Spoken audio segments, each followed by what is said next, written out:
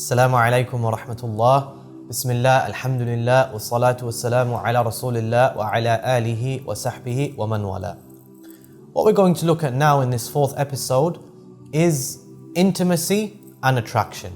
Intimacy and attraction, and how being afflicted with magic or with jinn possession, how it can negatively affect intimacy and attraction. Firstly, Allah subhanahu wa ta'ala mentions concerning spouses, Hunna libasul lakum. Hunna libasul lakum wa antum libasul lahun. Allah subhanahu wa ta'ala mentions they are a libas for you and you are likewise for them. Libas, a covering, a shield, a screen, a garment. They are a garment for you and you are a garment for them.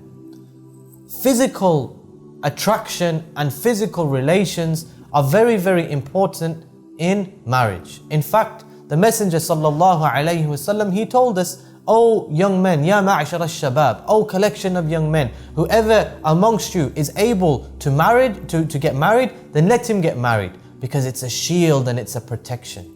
Okay, it's a shield and it's a protection. One of the key reasons, as I've mentioned, for marriage is to protect your chastity and your modesty, and to give you a way to fulfill your desires in a way which is pleasing to Allah subhanahu wa ta'ala. One of the things in marriage which is very often affected when there is magic involved or jinn possession involved is physical relations. Physical relations between a husband and his wife. Because if the jinn and the shayateen, they can negatively influence and negatively affect physical relations between husband and wife, then of course this is going to place a great amount of stress and a great amount of strain on the marriage. Physically, Allah subhanahu wa ta'ala has created us with physical desires and we need to fulfill them. Now, if they are not being fulfilled in a halal way, then perhaps an individual will seek that fulfillment from haram sources. Or perhaps that individual, he'll begin to resent his spouse because he's not attracted and he's not getting that aspect of the relationship, therefore he's looking elsewhere. And if he is fulfilling himself elsewhere or she is fulfilling herself elsewhere, then no doubt the love in that marriage is not going to be present. This is one of the ways that Allah subhanahu wa ta'ala has given us an avenue to increase our love, to fulfill our desires, to guard our modesty, and to shield ourselves from haram. Now, when a person is afflicted with magic, then perhaps physically they are not able to have physical relations. So whenever they want to have physical relations, physically they're not able to do that. Or perhaps one of them will begin to get very sick, or may even vomit, or they feel very tired, or they just don't have the desire there anymore.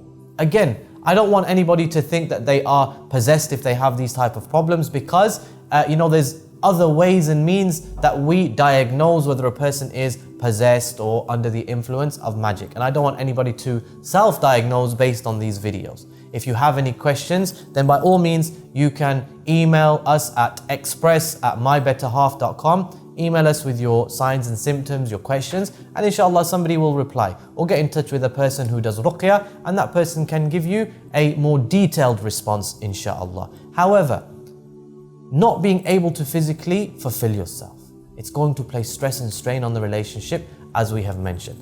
How do we deal with these problems? How do we deal with these problems? The first way, and this applies before you get married, make sure you are physically attracted to the individual who you are going to get married to. It's very, very important. Do not marry an individual who you are not physically attracted to. This is so important living in this day and age. You walk down the street and you see the opposite sex and they are beautified, and you come home and you're not satisfied with your spouse. Very quickly, you are going to lose interest. Very quickly, you are going to seek fulfillment of your desires elsewhere.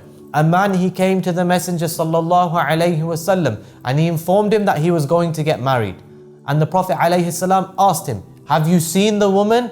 And the man said, no, I haven't seen her. So the Prophet ﷺ, he ordered him, he said, go and see her. Go and take a look at her.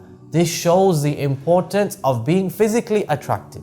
At the end of the day, you may have compatibility in terms of your personality, your character, but you may not be attracted or not be compatible physically. It's not the be all and end all, however, it's very, very important. Living today, as I've mentioned, where fitna and fasad and nudity is open, and we live in a very sexualized society, it's very, very important to be able to fulfill those desires. The second point, you have to recognize that there is a problem.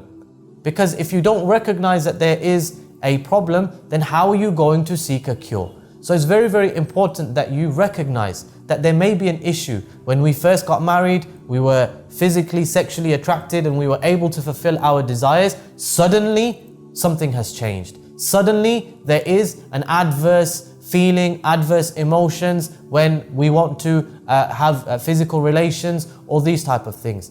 If this is the case, there was a sudden change, then perhaps there is a problem. The third point, and it's a practical point, take time out for one another.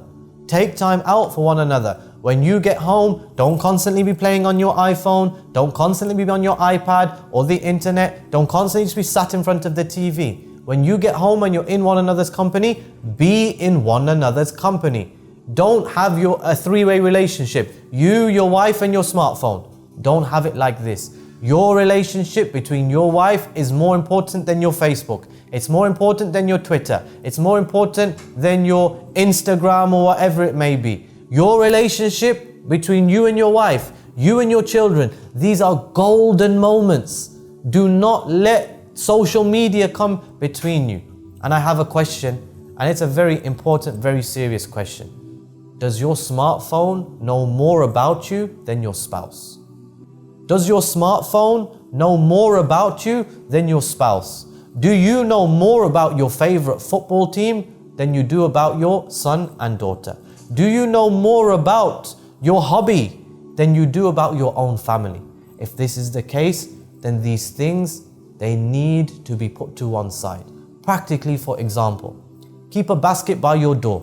When you walk in through your front door, put your phone into the basket.